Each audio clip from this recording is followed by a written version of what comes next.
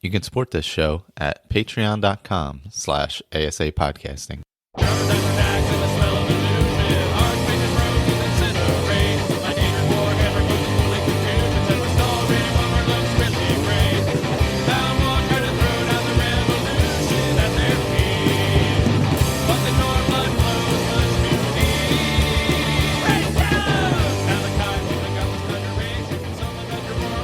Hello, welcome back. Skyrim Addict podcast. I'm Michael. I'm joined with. I don't know. I just totally lost the grammar on that. Ray is joining me. Hey there.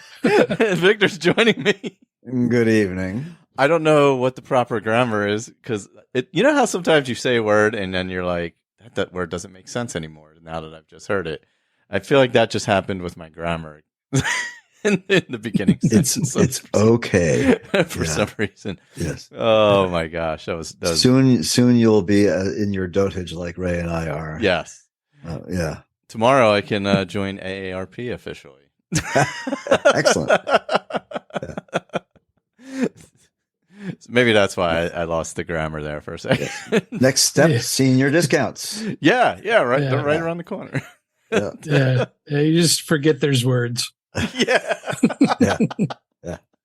Oh man. Yeah, I already do that. Yeah. Oh, and happy birthday, by the way. I think I said thanks. that on Facebook, Yeah. But yes, happy birthday. Very much so. Yeah. I'll be going to work tomorrow and doing like a normal day. Excellent. I was going to run 50 miles for my birthday. Oy. But I had a calf strain recently. So Ooh. Yeah. I've promised that I wouldn't do that. Not smart, but let's see. Yeah, I've obviously we had Starfield Direct the other day. We all watched that. The Discord's been hopping with Skyrim talk. Yeah, which has been pretty awesome to see. It's been a little while, ebbs and flows, but yeah, it's been a lot of Skyrim talk in the Discord recently, which helped me move my character in a better direction, I think, actually. cool. Some of the stuff that was in there. Because there was a lot of mage talk. And I don't know, when I had taken a day or two away from playing it, because I was doing something in Valheim, which we can discuss later, but and then I came back and I'm like, because I was using, I think last time I was using some like daggers and a bow, but when I went back, it didn't feel right for the character because I was going to go from Akatosh to Hermaeus Mora and doing the dragon thing. So I was like, I'm just not. So I kind of did away with them slowly, and I did grab the bound bow. I was like, maybe that'll work, and I was like, not really even feeling the bound bow with the character. So I pretty much just went straight mage, doing the main ones, obviously, illusion, destruction, alteration, obviously sneaking, not wearing any armor to get that boost for the alteration in the vanilla perks, because I'm just using the vanilla perks. So I'm much more comfortable with that, and I'm just like streamlining right through the main quest since I'm still with Akatosh, following Akatosh with Winter Sun. And the perks on that are pretty great if you're going through the main quest because you get like the 30% damage boost against dragons with magic, nice. I believe, or something like that. There was 2 boosts, but my battles against dragons are far more effective, even as like a low to mid-level mage. It's just it's far more effective than it would have been previously. So, and I think I'm at like 175% with Akatosh right now. So, yeah. And it gives you attacks, spells, scrolls, shouts, and enchantments. Are X times better against dragons based on your favor with Akatosh. So, at 175% favor, you're probably kicking some serious butt. Yeah, it's like how usually when you throw elemental burst at a dragon, it's like, yeah. That did some it took damage. a scale off. Yeah, that did something. But I'm actually doing more damage to dragons than I am to like Draugr Death Lords.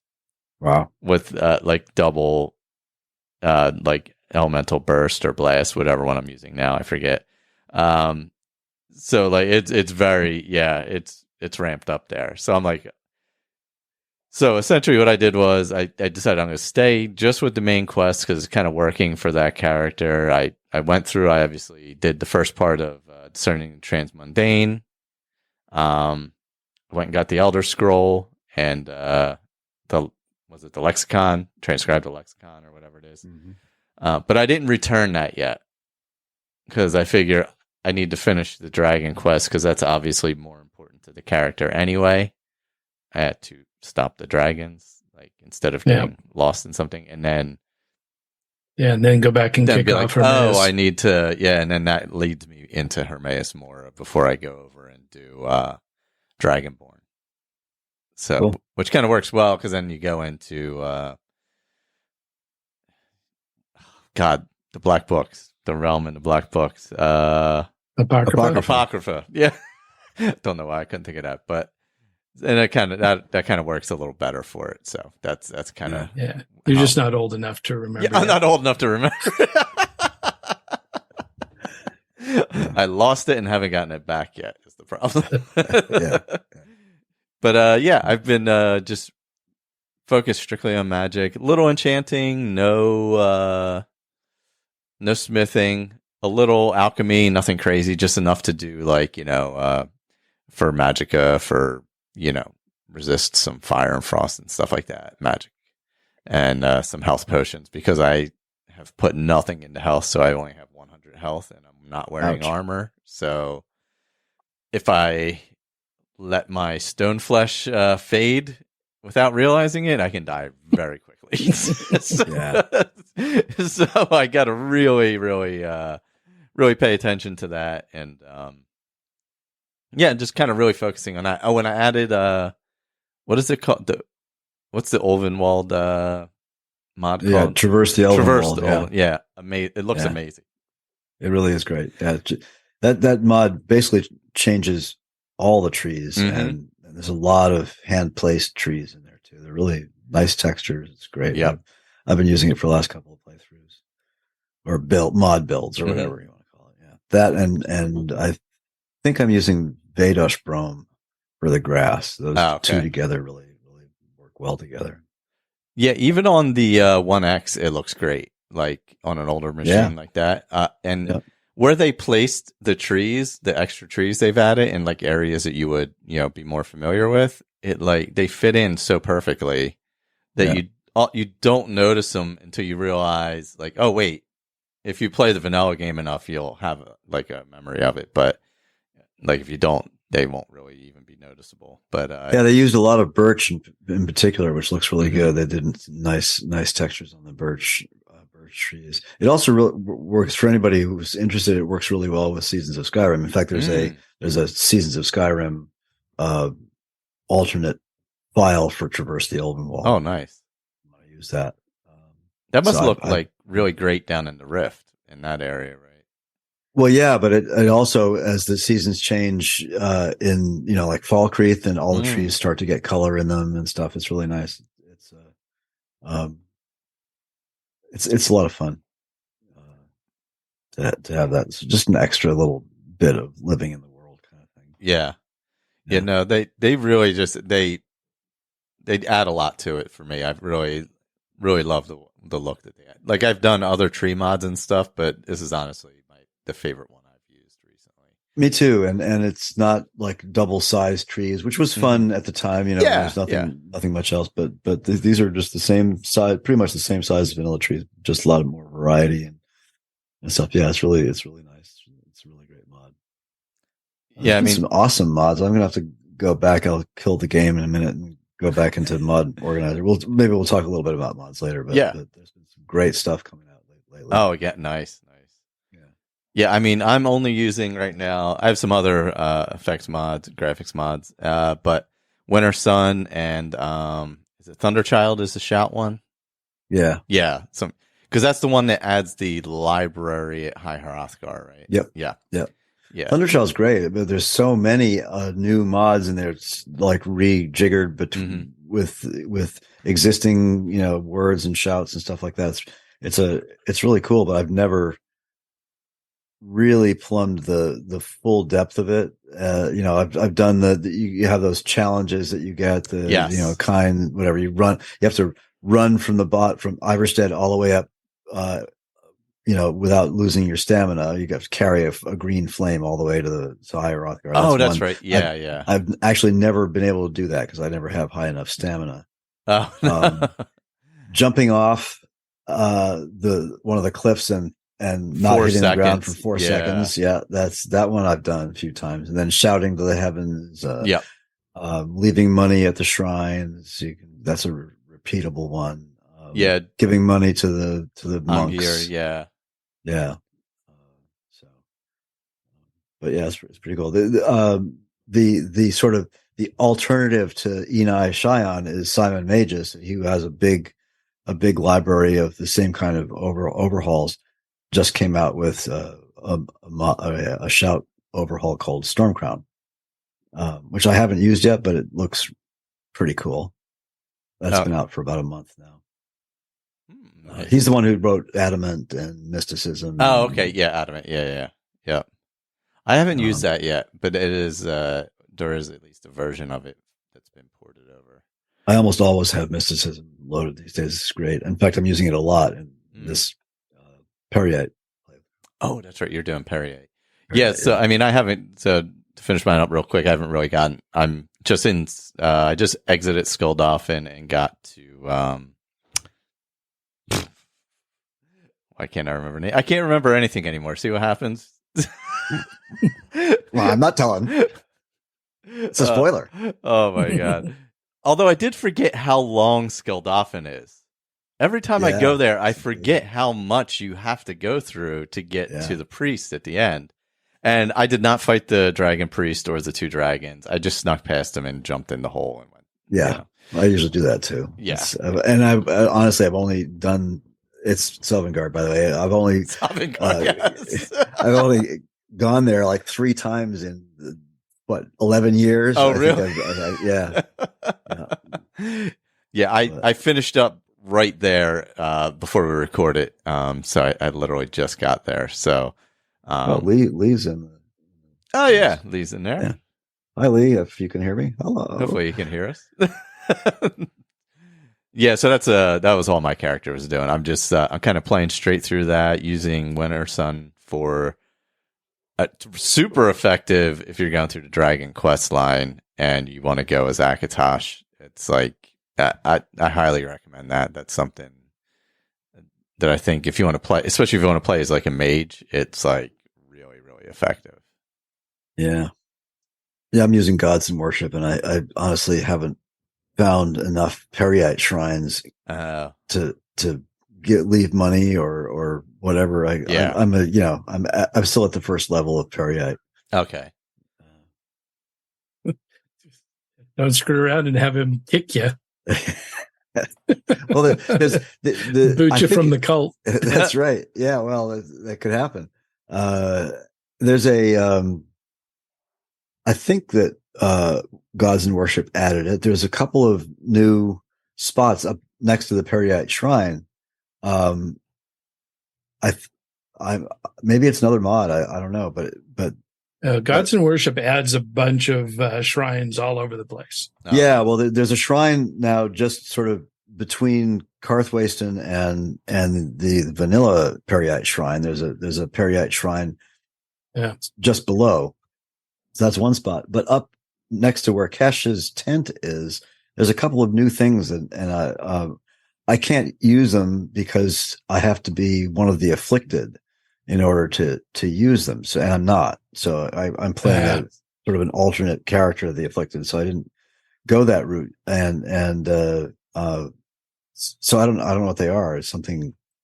And I think Creation Club added some stuff too. Maybe that's what's up there, because I haven't. That's the first time I've been up to Periite Shrine in this playthrough since the anniversary edition. So maybe you're right. It's another quest line. I have done some newish quest lines. I'm in the middle of one right now. I'll have to check back and see what it is, but maybe you guys have done them.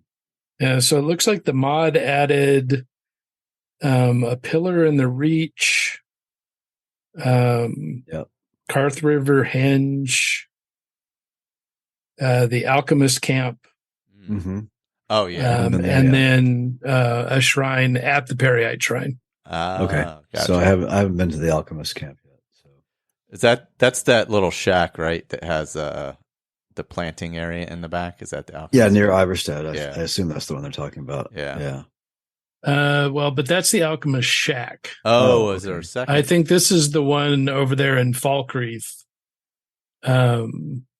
where it's just down from the pond that has the Spriggans in it.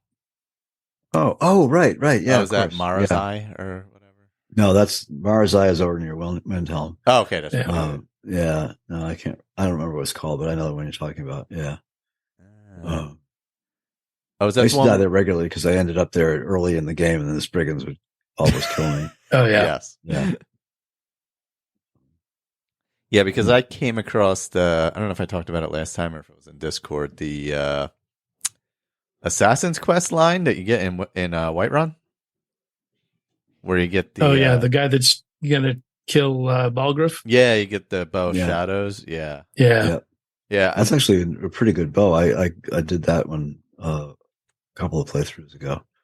Yeah, that was an interesting little one that was added that I had forgotten. That was, I mean, I had done it when it originally, I think it came with Anniversary Edition, if I'm not mistaken. But so I forgot about it. I'm doing, let's see, these are a couple of new ones to me. I'm just looking at my quest log here. A Dying Wish. That's an AE. But I haven't been to Giant's Tooth yet. You have to find a ferryman. It'll take you to Giant's Tooth. Something about hag ravens performing rituals near Falkreath, et cetera, et cetera. And of course, I've triggered a whole mess of stuff that I didn't want to do. Oh yeah, that's clogging up my. It's bad if you tend to read a lot of notes that are laying around. Oh my gosh. You'll get just stacked with them. Yeah.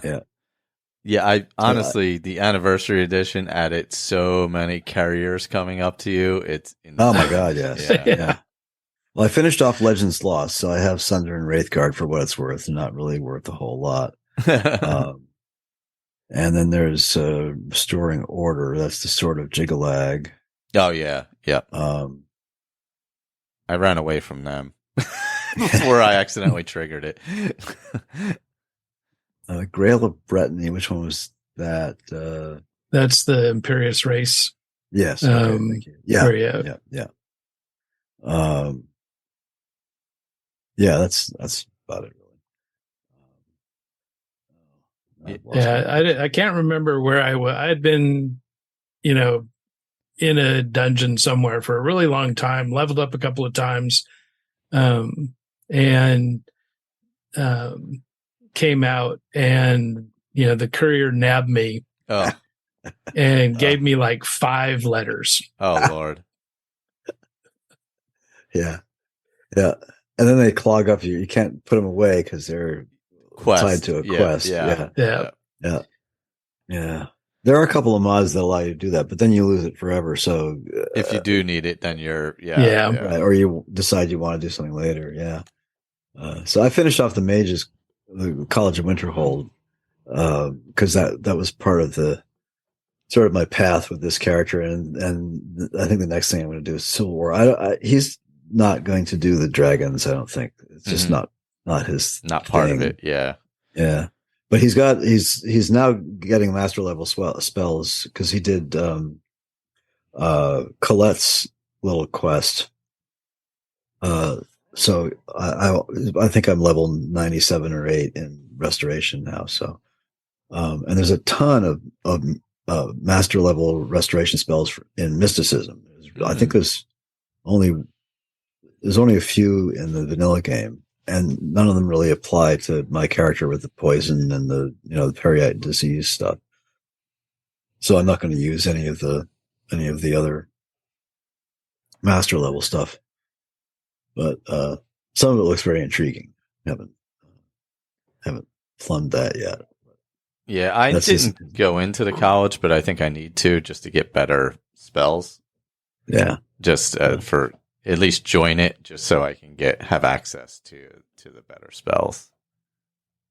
Well, there's one. I think it's mysticism, perhaps, but it's I could find it, but it's a spell I've been using a lot, and it's basically a 17 points a second for 10, whatever. It's 170, poison damage over time, and that has been a real go-to. I can dual wield that, and pretty much if I can dodge and hide behind things, I could pretty much kill almost anything. Yeah, currently with that one spell. I will say it feels like the elemental blast burst and bolt or whatever it is. They were added by Creation Club Anniversary Edition. Those are pretty OP. Yeah, they feel very OP. Yeah. That's for sure. Yeah. Yeah, this character isn't using anything that isn't either disease or poison related. So, nice. All the poison runes and stuff like that. There's a master level poison rune that looks really good. Oh, that I added by another mod. And a few things like that. And also I was using the Dremora churl for a while because that's lore specific. If you look at some of the periite related stuff in the UESP, and the Dremora churl conjuration, it's kind of cool if you can work it right. I think I talked about this once before, but when you conjure a Dremora churl and the churl gets killed by an NPC, then the NPC reconjures the churl. The churl reconjures, but under the control of the NPC. So then the churl will start to attack you. But if you can time it right, you can kill the churl just before it's going to die anyway, and just keep it perpetuated without having to reconjure it. And as long as you kill it, it's under your control. So it's kind of a cool mechanic to try to work. But I'm using the putrid zombie more than the Dremora churl now. More than that. Yeah. Yeah. Who doesn't love a good putrid zombie? Well, I sure do. I mean, I don't know about anybody else, but yeah. And with good level conjuration, it stays putrid for quite a long time. So nice. Yeah. Good thing I have some decent aromatic alchemy potions. But yeah. I had kind of an interesting path. So I had put my, my pair of, Malakath worshippers on hold while I played some Fallout 4. And then, as I do, I got, sidetracked. I came across a YouTuber that I hadn't seen before, Karn114. Oh, yeah. And, he's got some interesting stuff. Well, the thing that caught my eye was he did the Oblivion Acrobat in Skyrim. And I've used the Better Jumping mod for a while, just the way it comes out of the box. Yeah. But he talked about there's a text file associated to the mod that you can go in and alter the settings. You can do double jumps, triple jumps, and stuff like that. Yeah. Yeah. And so I'm like, oh, really? I didn't know that. So, got to try that out. So I made a profile because it used a bunch of different mods. So, got that all set up. It also uses TK dodge with some changes in the MCM for that one. And so I did that, a little sneaky Khajiit, joined the Thieves Guild, followed Nocturnal. And, if you mainline the Thieves Guild, so I also have a mod that lets you do all of the Thieves Guild quests at the same time. So when you go to Vex, you can get all 4 different kinds of quests from her. Nice. And then you go to Delvin and you get the 3 different kinds of quests from him, and then you can do them all at the same time. Oh, that's good. So you're doing, you go every time you go back to the Thieves Guild, you're turning in 7 jobs, which also completes these, the 5 quests per major hold. So you get that done really quick. So I had actually gotten all 5 special jobs before I made it to take the key back to the Sepulchre. The interesting thing about when you worship Nocturnal,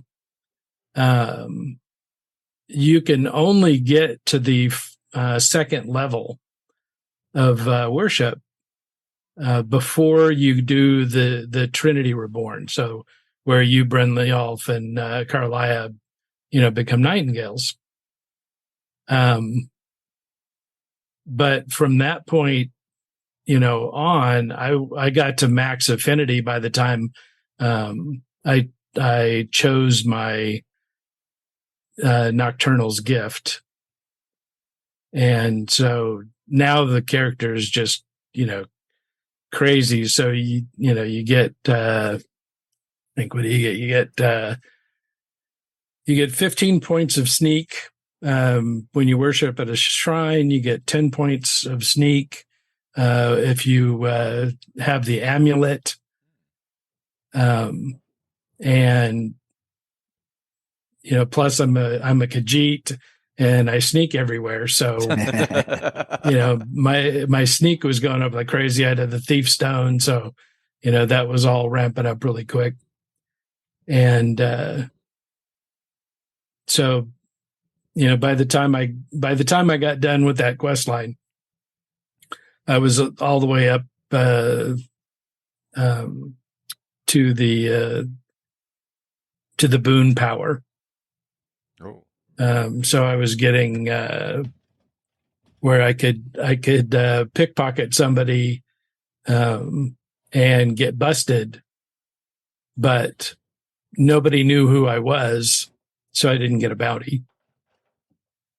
And so you could steal stuff, right in front of a city guard, and they wouldn't do anything because they didn't know who you were. So that's the boon power that you get with Nocturnal. For 30 seconds, yeah. So that was a lot of fun. You're using Gods and Worship. Gods and Worship, yeah, was the one I was using for that. Yeah, so pass unrecognized for 30 seconds. Yeah, that's cool. So I got done with that, and so okay, I did that. It was fun. Now I need to get back to my Malakath characters, and so I switched back to those profiles. So I've got 2 different ones that are essentially the same profile, but one has Winter Sun, and the other one has Gods and Worship. I fired up, the first character and crashed to desktop. Oh no! I'm crap. So then I switched over to the other profile, crashed to desktop. Oh no! Like, this sucks. Okay. So I went back to the first one and I purged all the mods, cleaned everything out, and then reloaded everything, and redeployed.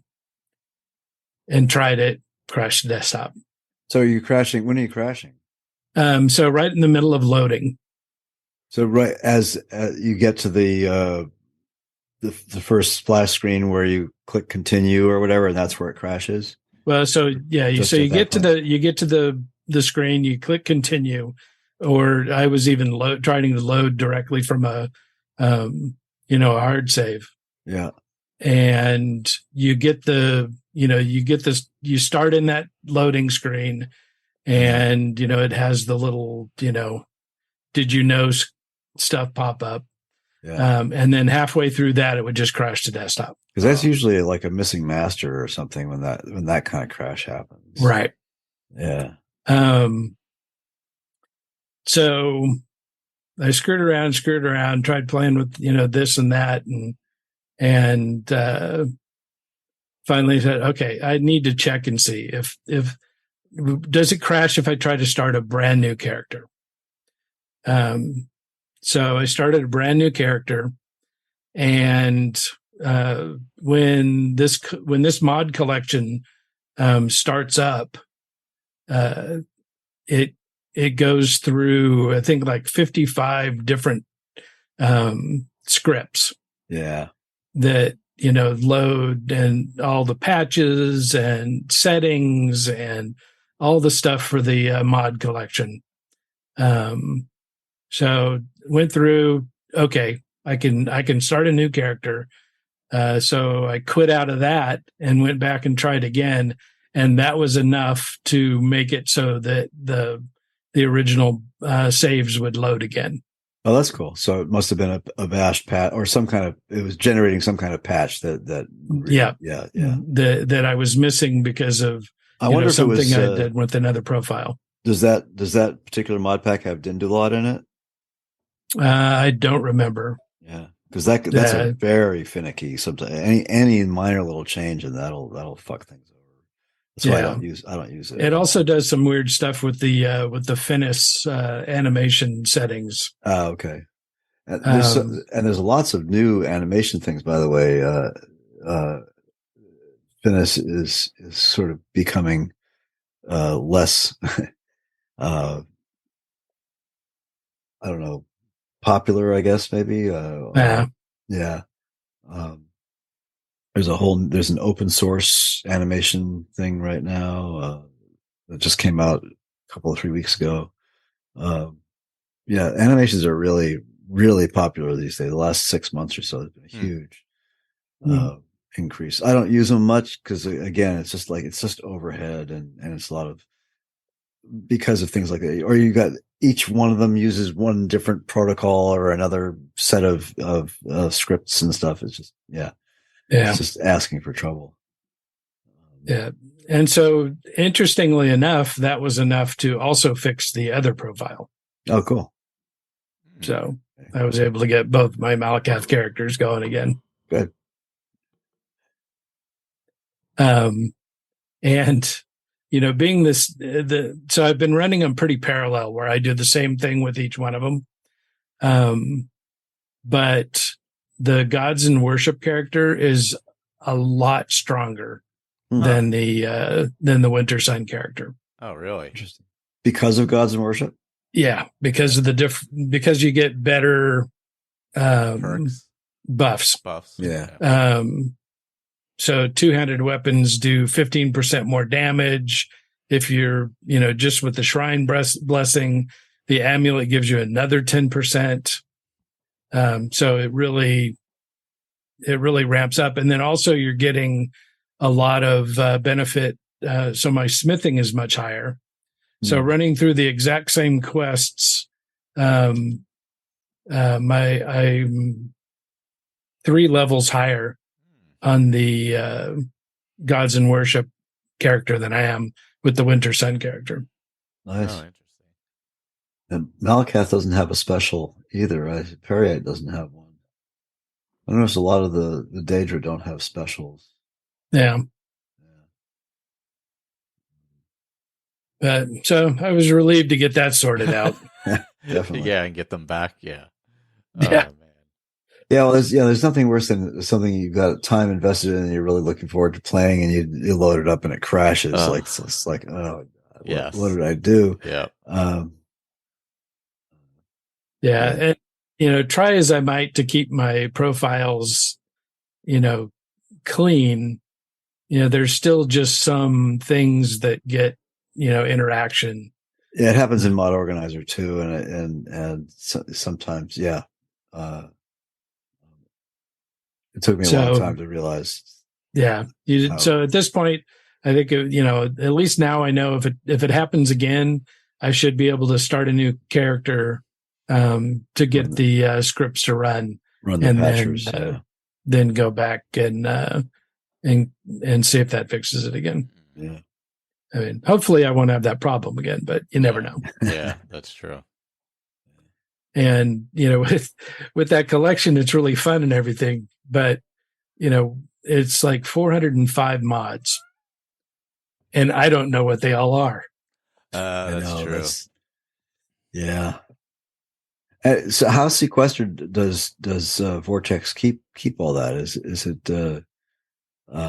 cause like for instance, in Wabbajack uses Mod Organizer, right? So when you load a Wabbajack list, you're loading a whole separate instance of Mod Organizer in a separate directory, separate file. It's completely sequestered from anything else. So you're running that basically in a silo. Mm-hmm. So it doesn't affect other, characters and saves. So Vortex doesn't keep it quite so. No, not quite. Yeah. And I don't run, separate settings, separate INI settings, for each one of my profiles. And, things like, so, when I switch from one profile to the other,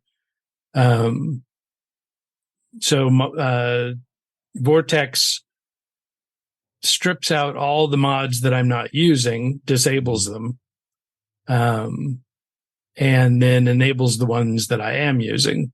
Right. So that's a lot like the Nexus Mod Manager used to do. It's yeah. Similar. Yeah. But if those mods are the same, then it doesn't change anything about them other than, now they're, with a different group of mods. So I think that's where the trouble happened. I'm sure it is. Yeah, exactly. Cause like I noticed that, when I switched back, to the immersive and pure, my settings, for the, better jumping, were still there. Oh, okay. So that text file didn't get replaced by a fresh text file. Yeah. So it's not completely clean. Yeah. But it sure is easy. What's that? It sure is easy. Yeah. That sure is easy to get screwed up. Yeah. Yeah. Unfortunately, I mean, this is the worst problem I've had with Vortex since I first started using it. Oh, that's not bad. So I've got a lot of profiles. And you've been using it a couple of years now, right? Yeah. Whenever it came out, I don't remember. Been a while, yeah. Yeah. Because I did the beta and then rolled right in. Yeah. Yeah, I'm still. I think I'm too invested in Mod Organizer. I'll stick with that. Yeah, and there's really no, there's no reason with as comfortable as you are with Mod Organizer. There's nothing you're going to gain, by going to Vortex. Yeah. I tried it. I thought it might be a little easier and seamless, and it is in some ways. But I guess for me anyway, I'm so used to working inside the Mod Organizer paradigm that Vortex made it easier, but also hid some things that I was used to being able to control, so I just went back to it. Yeah, so, yeah, and it really is. I mean, it's great for anybody that is new to modding, because it is dead simple and everything is automatic. Yeah. So, and I've never had any problem with the built-in loot. They have a custom loot table that they work with loot to get. Yeah. And I've never had any issue with that.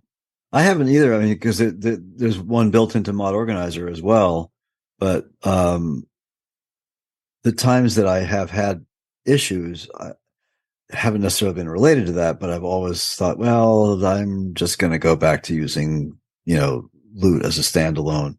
And then I just got in the habit of doing, because I don't know about Vortex, but in Mod Organizer, you can set executables to launch from within Mod Organizer. So probably the same thing in Vortex. Yeah. So I can set loot to run. I can either press the sort button or I can just load loot, separately. And so I usually do that, because at least if I do that, I can see the whole table in front of me and I can mess with things.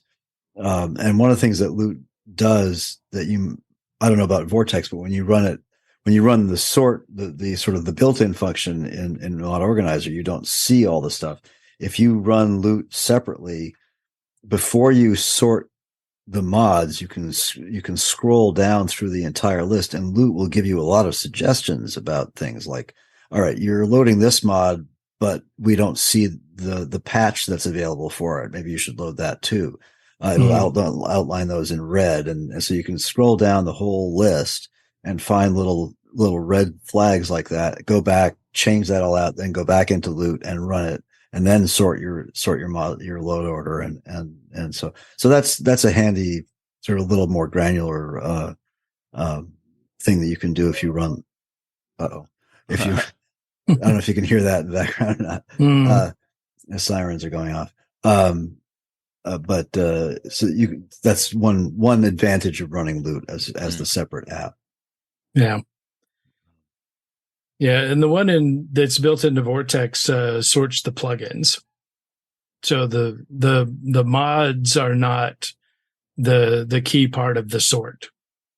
Well, no, that's all loot does is the plugins. It never sorts a mod list order. Like, I mean, and I think Vortex has a similar thing, right? I mean, it has you have in Mod Organizer, you have two panes that you can look at. There's your mod list, and then there's the plugin list. Right. Yeah. Plugin list is what's always sorted by loot. Okay. The mod list is you can change the way the mods load there is in conjunction with the way the plugins load, and always the last one to load gets priority. So in either side. So that's what loot's for making sure that your plugin list. But for instance, texture mods don't have ESPs, so they're not part of the plugin. They don't get sorted by loot. Mm-hmm. So if you have a mod that's all textures and meshes, and say, I don't know, Skyland, for instance, and then you load Noble Skyrim after that, which is also all textures and meshes. Well, Noble Skyrim is going to overwrite a lot of the stuff in Skyland, but loot won't have any effect on that at all. So you have to sort of manually look at, and I think Vortex shows you overwrites just like Mod Organizer does. And then you make the decision, which one's going to load first, which one's second. Right. And that's often where you get the dreaded blue, when some texture or a mesh doesn't load correctly, then you just got this blue block in front of you, Right. Yeah. So yeah, that's that happened to me in this playthrough. In fact, when I tried to load Mihail's sort of plague doctor thing, they built this really nice building right near Mazulft, I think it is. Something got screwed up, and that's just one giant block of sort of purplish blue. And I tried to fix it, and the game crashed. So I just went back to where it was and said, okay, I'm just not going there. I won't use that thing. Yeah. So yeah. Any more? Did you have any more mod stuff that you want? You said you. Oh God, yeah. You know what? We've been talking about mods. Save it next time. Yeah, next time. Yeah. There's always next time. There's a ton of new stuff that's very cool. That was awesome. Yeah. It's so good that how much new stuff is still coming out. Oh hell yeah! It's amazing. It really is. Yeah. Yeah. I'm just gonna sort of quickly look through. Yeah, fluffy beds and I don't know, Skills of the Wild. There's a couple of new. That's right. Sorry. Okay. So just one thing. Enai Cheyenne just came out with a couple of new mods that look really interesting, and I should have done this before. One's called Manaz, I think. And let me just look at this real quick. Yes, this is the one. Okay, so this sounds really cool. Manaz replaces all racial bonuses with more interesting, more immersive, and more fun ones. It gets rid of annoying once a day powers and avoids abilities that only benefit specific builds or would break immersion in a low magic place. Where every build should find every racial ability useful. Now part of the Futhark project. And he's got another one that goes with that actually applies. So it changes the standing stones so that their effects are dependent on what race you are. Oh, interesting. Which sounds really cool. Yeah, it does. Yeah. All right. So how do you spell that? The first one was Manaz, Mannaz. And the other one, the most recent, Freyr, Freyr, Integrated Standing Stones of Skyrim. Overhauls the standing stones, changing them into race-specific bonuses and powers. And then there's all kinds of words like synergy and shit like that I don't care about. That makes a marketing lot of sense, speak. though. That's all it is. Anyway, that sounded really cool. That was just released on the 3rd of June. Oh, nice. So, yeah. Yeah, I like the idea of them being race specific because very much so. Yes. You have different buffs and stuff anyway with the races, so it makes a lot of sense that they would affect you differently based on that. And he also released a Spider Bros throwing a spider overhaul. That was a couple of years ago that I've never tried. That looked really cool. But yeah, I don't remember where I saw that, but that was pretty funny. Yeah. Anyway, Freyr and Manaz sounded really cool. Awesome. Yeah. I'll see if those are on Xbox. He usually does. Usually almost all his art. Yeah. There's usually a full set over there. But, and those are the first mods he's released in a year and a half or two. Been a while. Yeah. Quick Valheim thing. So I went after Motor in the mountains. Uh-oh. So I built a home inside of a giant rock with a portal. It was going well. I had it like 2/3 of the way down. Then I died, of course. Motor destroyed the portal. Oh no! And I've since just quit. I've done that a couple of times. Yeah, I was like, I just don't really have the energy to sail all the way back there, climb all the way back up the mountain, rebuild everything. I was like, God, I think I'll take a break for a bit. I will say that Motor, I cheese Motor. I can't help it. Again, it's tactics, right? Yep. I usually dig a trench around and under. Yep, I did that as well. Yeah. And then just slowly wear her down. But the problem was I was right on it. So where Motor spawned was right on the edge of a mountain, backed up to a giant rock. So when I dug around the one edge, it was wide open anyway. Oh boy! And I was able to use the giant clean rock as a home, and it protected for a long time, held up for a long time. But then it got stuck over there, shooting its ice stuff, and it eventually destroyed the rock, which eventually destroyed everything inside. Yeah. And then I got stuck or something and couldn't get away. And I'm like, how far away was she from your? Long sail. Yeah, well, like a 10-minute sail. And my boat is on that side, so I have another boat that I got to sail across. But then I got to run all the way up the mountain, and got to hope that I get my stuff without dying again, and then don't have to sail back again. And I'm like, I just don't know that I have the energy for that right now. No. I've been looking at a couple other games. I think yesterday I downloaded on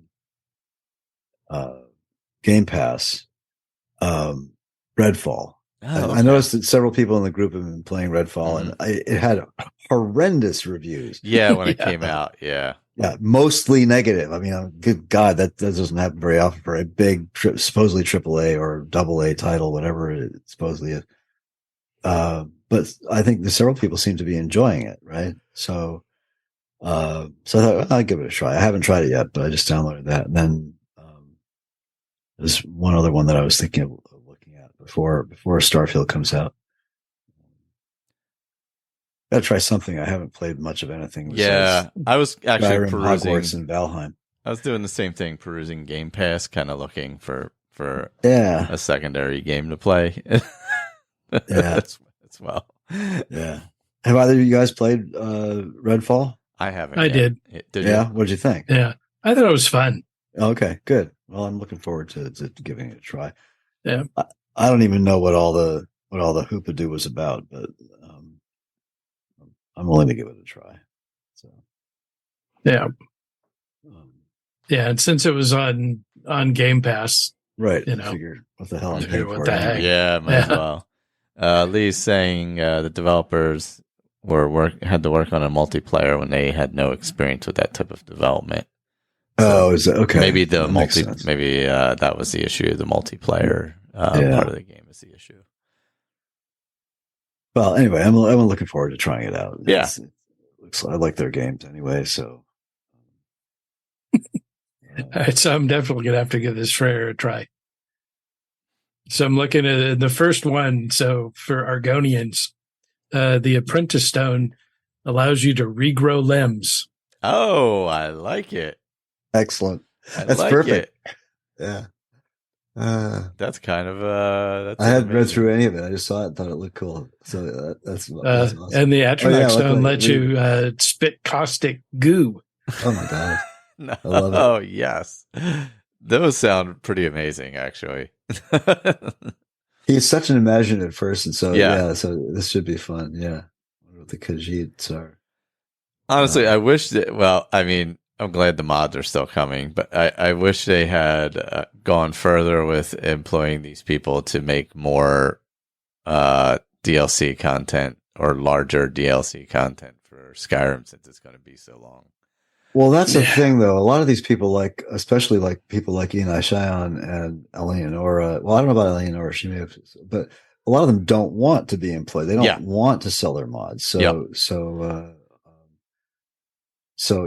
yeah, there's. I think Eleonora enjoyed working with them, but they terminated their agreement because they just weren't doing anything. Once they released Anniversary Edition, they stopped. They've just really backed off on Creation Club stuff. Yeah, nothing else has come out. The rumor is that this pending update for Skyrim, which is supposedly going to be coming down the pike soon, is going to have a built-in store. Mm. There's been rumors about that for the last 6-8 weeks now that the whatever on Steam DB. Mm-hmm. If you look in there, the updates and stuff, there's clear evidence that there's going to be something built into the next update, and there'll probably be more mod shit, and that'll cause more hair on fire and clutching of pearls and all the other stuff, and modders will leave in a huff and revolt, have tantrums. Yes. The same old shit. I mean, there's always I feel like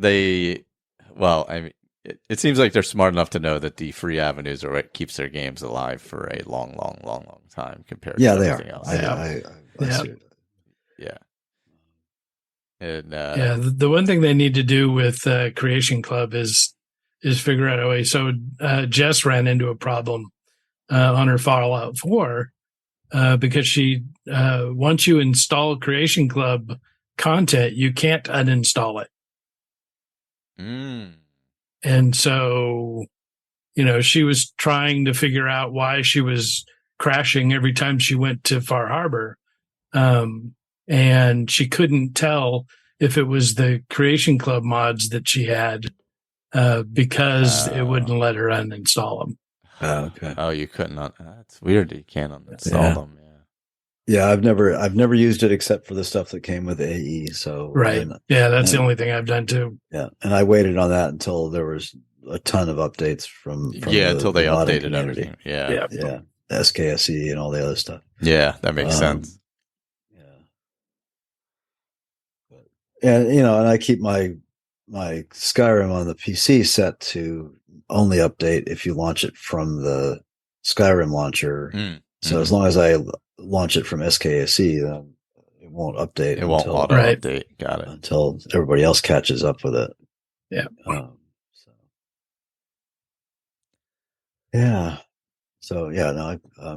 done with mods now. So thanks for listening. So there was a little finally breakdown of Starfield with Starfield Direct this week. We got a good 40 minutes of the game, something like that. It was beefy. Details. Yeah. So. It's so far the star of the show is the producer that wants to be the sandwich pirate. Well, for me, the star was the adoring fan, of course. Yeah. And I thought, I heard that voice and I thought, that's got to be Stephen Russell. Sounds just like Codsworth. But somebody pointed out to me that no, it was the other guy. I forget his name now. Oh yeah. The guy did all the elves. Oh shoot! Now I can't think of his name. The guy that does Sheogorath. Yeah, Sheogorath. Yeah. So he's beside himself. I guess he and this guy are friends, and so he's very excited that he's back. Good. In a Bethesda game. Yeah. Well, I'm sure Stephen Russell will be back in there too, and various others as well. Yeah, you got to imagine. Yeah. Is it Wes Johnson? Yeah. Yeah, that's another one. Yeah. Yeah, for me, it gave off very much. It feels like this is a very race-specific game, in that it gave off like a blend of Fallout 4 and No Man's Sky. I felt like I was watching both games at once at times. I kind of like the way they explained how because it does give a bit of of a No Man's Sky vibe with the procedurally generated stuff, but. We'll see how well it works, but I like the way they explain what they did to keep it sort of Bethesda-like by planting, what's the word? Planting things on these procedurally generated worlds that are common to all playthroughs, right? So you have, however that was described in it. That sounded like a really good. Yeah, I think they're like tiles. Okay, yeah, that makes sense. And part of the tile is placed content, and the rest of it is procedurally generated around it. Which really is kind of cool, meaning that as a single player, your experience is going to be different from almost anybody else's. On the other hand. Well, so far there's no indication of multiplayer to this, is there? No, not that I saw. So, no. Yeah, that's just not something Bethesda does, right? So yeah. And it sounds like we'll still be able to do roundtable stuff because there will be things that'll be placed in the same spot for everybody. Yeah. it might be next to a rock for you and next to a tree for me. So, I can't tell you to take 5 steps, to the west of this tree because it might be a rock, but, you'll be in the same neighborhood. Yeah. So we won't be able to say, oh yeah, no, that was Marazai Pond. That's near Windhelm. No, it's not, it won't be quite like that. Yeah. No, not quite. That's all right. Yeah. It's going to generally be, So like Lee was the planet to the left. Yeah. Lee was saying the skill system, the learning and skill system is more like, they explained it more like Skyrim, and they didn't mention mods, and that the item of interest could be half a world away and not just behind a rock or a tree. Yeah, mods will be interesting with that. So I guess if you can tap into that, as you call them, tiles, then I suppose mods are quite doable, right? As long as you can place them in. So, or that kind of a mod anyway. Yeah. I hope so. I mean, Todd Howard has never wavered from saying that they support modders. So whatever that means, they still support modders. And I don't think this would be the place for them to mention it anyway, because there's like, you're introducing the game. Like, it's not really the point to bring it up yet. The community that wants to do that knows about that. They don't really need to see. Want to make people hate you? Yeah, Starfield Direct. Well, I'm sure looking forward to it. Yeah, definitely going to be interesting to see. Yeah, I'm looking forward to it. For me, I'm more of a fantasy. I prefer more fantasy styles, but I did love No Man's Sky when I played it. So I do like something. Well, I sent a little, a 20 second video in for Jess's thing, and that's basically what I said. I just want Skyrim in space. Yeah. So if it's anything like that, I'll be very happy. Yeah, exactly. You want to be able to like explore and live in the world. Yeah. The aesthetics are what they, you got sci-fi aesthetics. That's kind of what there was an interview with Todd Howard the next day or whatever with IGN. Is like, basically you have the apocalyptic aesthetic with Fallout 4, fantasy with Skyrim, and now you have sci-fi with this. So, not everything is for everyone, but there are these 3 very distinct genres that you can really deep dive into with these games at this point that are, I mean, the Bethesda games are kind of unmatched for that kind of thing. As we sit here, talking about it so many years later with thousands of hours in the game. Yeah. But I'm okay if I can recreate something like why can't I remember the name of that short-lived series? Serenity was the movie. Oh, Firefly. Thank you. If I can be a space cowboy, I'll be happy. Oh yeah, that's my first character. Yeah. Totally. Yeah, and I'm going to name him Maurice. Yep.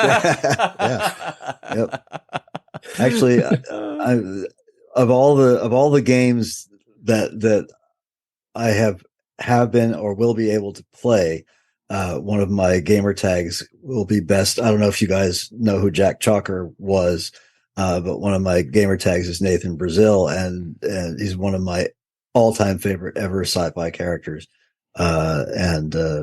he's Starfield should be a perfect game to be a Nathan Brazil. Nice. So, yeah. Was there? I think I missed this part somehow. The some kind of space magic Lee was saying. I remember seeing somebody say something about it. Alien technology, so you're finding these bits of alien technology. And, one of the scenes that they show is, them setting this thing down, and all of a sudden, all the other pieces start floating in the air and swirling around. So, cool. There'll certainly be a certain amount of, alien technology available at some point. Yeah, I feel like that's an interesting way. If they do go that route, and it's what we think it is, that's certainly an interesting way of bringing in that aspect and keeping it within that world, Yep. Where it doesn't feel out of place for sure. Yeah, I mean, think of how many sci-fis that where weird alien shit happens, and sure. No. Yeah. Is it It's is it impossible. really that much different than telekinesis? Yeah, I mean it's basically magic. It's just you do it in a sci-fi way. Or was it Sturgeon who said or Clark, somebody, any technology that's sufficiently advanced looks like magic. Yes. Yep. Yeah, I do. Was that Clark? I think it might have been Arthur C. It might have been Clark. Yeah. But yeah, no, that's totally, it makes total sense in that way. Yeah, I am, I'm definitely interested in it. Aesthetically for me, like I'm definitely much more like dying for the next Elder Scrolls just because I love the fantasy world. There were zero hints at anything, which I didn't expect. No, and honestly, I'm glad there weren't, because it was Starfield's day, right? Yeah, so, yeah.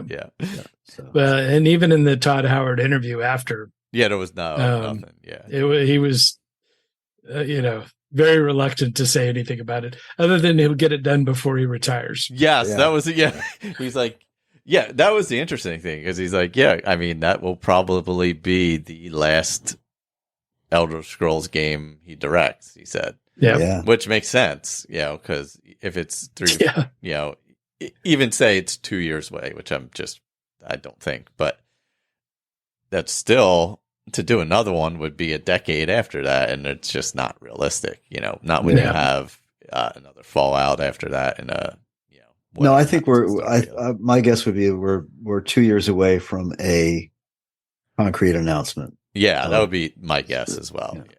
So, because you figure in 2 years you have all of the DLC style all the DLC content from Starfield kind of runs out at that point. But so we will get a little bit of a preview of it, because it'll also be built on Creation Club 2, or Creation Kit 2, which is what Starfield will be built on. Yeah, and actually, some of the planet scenes that they showed in the Starfield Direct, or whatever you want to call it, that's what it's called, right? Looked suspiciously like that teaser video of Elder Scrolls 6. Oh, yes. So I think it was built in the new creation kit. Yeah. I think that's pretty cool. Yeah, it did actually. Now that you mention it, I'd forgotten about that little teaser. I think they just generated that in the new creation kit and just threw it out there. Yeah. Yep. Yeah. So we have 2 months to go. We'll find out what it is then. I have tried to I did watch Direct, but as far as any other information, I've tried to kind of stay away from it, because I just want to kind of experience it when it comes out, Yeah. It's being released on a Friday, right? That's the 4th is a Friday, or whatever the date is. The 6th. The 6th. It's a Wednesday. Oh, really? Oh, okay. Yeah. I predict I will be sick. Now, for all of us, crazy people that have already bought the game, if you buy the premium, which also comes with some skins and the first DLC, on release, then you'll be able to load it on that Saturday or Sunday. It says up to 5 days, which I assume means you can buy it 4 days, 5, 4, 3, 2, or 1 day ahead and get yourself in, right? So if you buy it on the 4th, on that Monday, then theoretically you'd be able to load it. That makes sense. At that point. Now, they haven't had the best track record of early releases, because it's also incumbent on them not pulling the game and rejiggering it because something majorly bad happens that they didn't anticipate when millions of people start playing it. Yeah. And so, we could all start playing it Wednesday morning. It does seem like from the interview I watched with them the second day that the extra time they took gave them so much more time to test. It feels like, yeah, which is good. But I mean, it seems so complex. I mean, no matter how much testing you do, once you get the masses in there, it's a whole different. Yeah. It's the volume that catches the stuff that you could never even imagine. Yeah, you can't possibly catch. Well, at least it's not multiplayer, so they don't have that dimension to worry about. Yeah. So. Right. But yeah, because they're not playing it on, crappy old PCs or, way old Xboxes. Yeah. Like so many of us will be. Yeah. Well, I don't even know if it's going to be playable on One X. I think it's only S and X, right? Yeah, I don't know. I can't imagine it would run on the previous generation, but yeah. I guess who knows? I don't remember seeing that. I mean, their preferred requirement isn't that heavy duty a system, right? Not really. It's a 2070 for an i5. That's not a super powerful machine. No. So yeah. Lee was saying they definitely did not mention the ones or the One X's. So, which is not. I'm not surprised by it. I mean, you're talking several years now that the new generation's been out. So I don't think it's crazy that it wouldn't be on it. But I'm definitely going to have to build a new machine. Yeah, me too. I gotta buy a new car first, though. Yeah, you're right. Screw the car. Who needs a car? That only gets you from place to place. Yeah, that's right. Yeah, no. Was there anything else from the showcase from the other games that caught anybody's eye? I didn't watch Avowed. That looks decent, but that's not until next year sometime. Yeah, right? Avowed. Yeah.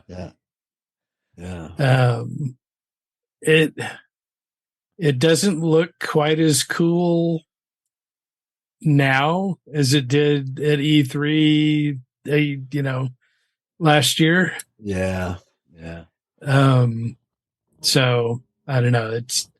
That was a little bit worrisome, but we'll see. Could be interesting. Mm-hmm. It'll definitely be out before Elder Scrolls 6. There's one game that and I'm sure it wasn't mentioned. The only part of the Bethesda thing I watched was the Starfield stuff, but sorry, I'm looking for my wish list here. I know it's in my wish list somewhere. It is a game called Nightingale. That looks interesting. It's going to be early access. Sean knows the developers, so he's been he's actually on an NDA, I think, so he can't really talk about it, but that looks interesting. But sometime this year, it's a single player game. It's another survival game, but it just looks really pretty and interesting. So keep an eye out for it. Yeah, Lee mentioned the Cyberpunk update or DLC, whatever it was. Yeah, so that's supposed to be out the 26th of September. Is that when that's dropping? And so it'll probably be closer to Christmas before I play that one. Yeah. I'm definitely looking forward to it. Yeah, the hours. Yeah. No, I hear that. I got to figure. So are we going to do like a blind round table of Starfield? Yeah, we definitely should. See where everybody ends up. Day one round table.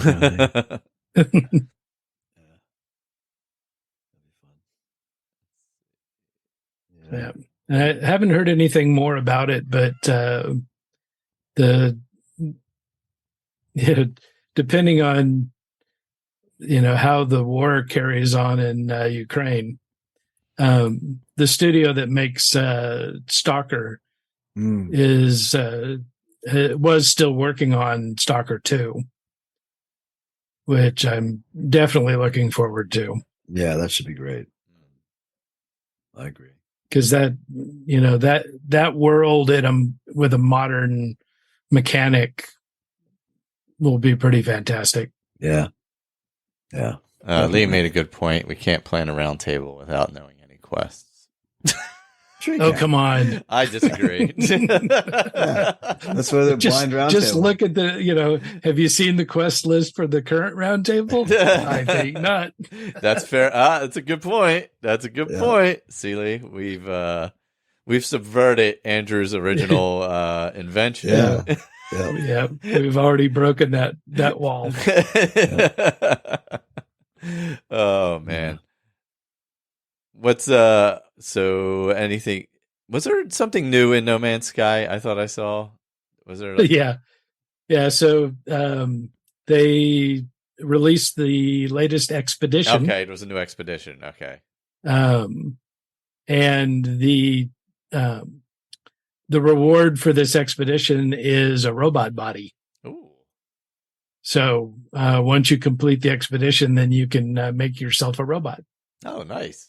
That's interesting. And by that, I don't mean make a robot for yourself, but make yourself into a robot. That is very interesting. That's different. I like that. Yeah. Cool. So it's a lot of fun. It kind of introduces the interceptor ships that were released earlier this year, and so it brings that lore into the game. And it's one of the things that they announced is that the interceptor ships were the first part of the story. This is the second part, and there's still 2 more parts to go. Gotcha. With this part of the lore. So there's been all kinds of strange encrypted messages found throughout the game, and they're pointing at a little discussed part of the No Man's Sky lore, which is the Void Mother. So it'll be interesting to see that fleshed out. Nice. How do you think? Definitely a lot of fun. Still 4 weeks to play it. Yeah. Oh, for that expedition. Yeah. It's a handy way to get introduced to the new ships in the game, which are the interceptor ships. Oh, that's cool. Do they use the expeditions basically to introduce new things and get you acclimated? Yeah, typically when they add new stuff to the game, then they'll do an expedition that kind of ties into it and all. Like when we got living frigates, there was an expedition that introduced all that. That makes sense. Where are you at in the Fallout roundtable at this point? So right now we're in Far Harbor. We've made our way up to our Acadia. Nice. And so this week we'll be going in and talking to Dima and Kasumi and, getting that all sorted out. So definitely good times there. And when do you guys head to Atlantic City in 76? That'll be interesting to see. So I only went to the pit one time, and that was we did a group stream for an episode of the Fallout feed. And so I'll encourage them to do that again, so that'll be the one and only time that I go to Atlantic City. Because I haven't been playing 76 at all. I just slowly trickled down until, finally I went back for Foshnock, and that was it. Yeah, I wonder how Starfield is gonna impact like a 76 or something like that. Well, again, it's a single player, so theoretically, for all those who love to do the multiplayer thing, it should it shouldn't impact. Yeah, because I think pretty much the only people, not the only, but don't want Jess getting all, daggers on me. But a lot of people play Fallout 76 because they're playing with their friends. That's fair. They're doing, any number of the role playing, things, or they're playing with a group of friends. But I think the solo players like myself have kind of, run out of things to do by yourself. And so I think it's kind of left, more for the multiplayer purists. That makes sense at this point where you've gone through it. Yeah, it makes sense. That sounds good. All right. Well, I guess next time we'll have some more mods, of course, and stuff like that. We'll have the next bit of feedback from Steve from Skyrim Book Club.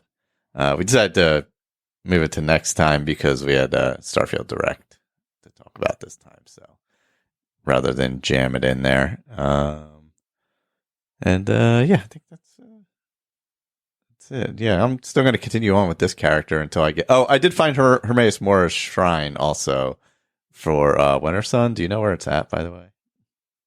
No. It is under the water by that... If you go... if you're doing Transmundane, you're going to the cave where he's living. It's off to the left, like a decent ways deep under the water.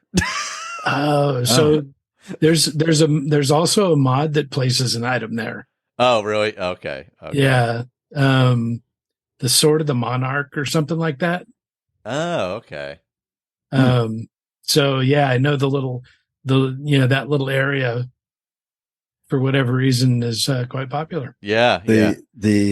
I think the Hermaeus Mora Shrine in Gods and Worship is in the Middens. I think I saw it, or one of them anyway. Somewhere. Oh, down in the Midden. Oh, interesting. Yeah. God, I haven't been down there in a long time, actually, now that you mention it. Yeah, I was just there to talk to the augur. Yeah. I haven't done that in a long time. Well, next time, more Skyrim. Maybe we'll have some more Starfield news. Who knows? But I'll do the Civil War soon, so I'm going to see how many of those cursed Imperials I can poison to death. Oh, speaking of the Civil War, okay, so I did the truce thing. Back to Skyrim real quick. God, freaking Ulfric is a pain in the ass at that meeting. Oh my God, he is the only one that's a pain in the ass at the meeting, and I'm like, come on, I just want to get this done before I got to go to work. Can you sit down? I gotta get to Starbucks. Come on. Yeah. Come on. I gotta get on the road. I'm just trying to get this truce done before I head in. Can you guys just sit down and shut up and agree to some stuff? I'll give you Markarth. I don't care. I just want to get the dragons. What a pain he is. Oh God. Well, yeah, that's for sure. Thanks everybody for listening. Lee, thanks for checking in the chat. Lee. We did live on Discord this time, and it's pretty easy to do. I think I'll do that again next time. I don't know why I always forget about that, but check it out. And he said he thinks Atlantic City is next year, by the way. So that may be next year for 76. We'll see. But till next time, take it easy. Night all. Bye-bye.